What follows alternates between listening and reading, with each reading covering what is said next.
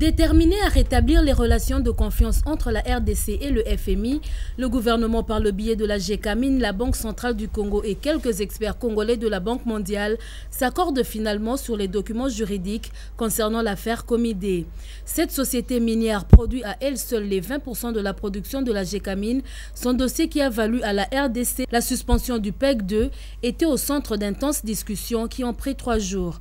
Au sortir de ces travaux de titan, le président du comité d'administration de la GECAMIN rassure. Je crois qu'il y a eu des doutes sur la volonté de la partie congolaise de donner toute l'information et de dire toute la vérité, parce que je crois dès le départ, même ici au pays, c'est cette incompréhension sur le fait qu'on a pu penser à un moment donné qu'il y avait des informations qui étaient cachées par certaines parties.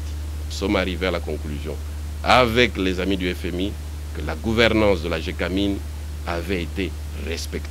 Jean-Claude Massangou, représentant de la RDC auprès du Fonds monétaire international, reconnaît personnellement la qualité du travail abattu par les émissaires du gouvernement congolais.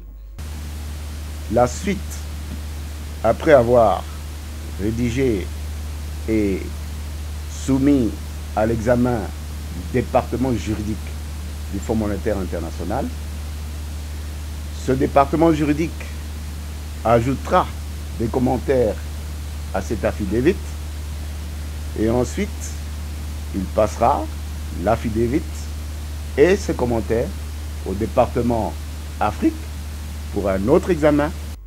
Au sortir de ces 3 journées de dur labeur qui se sont étalées du 25 au 27 mars dernier, les employés du gouvernement se sont dit satisfaits de l'amélioration progressive des relations entre la RDC avec les bailleurs de fonds latéraux et multilatéraux, particulièrement ceux des institutions de Bretton Woods.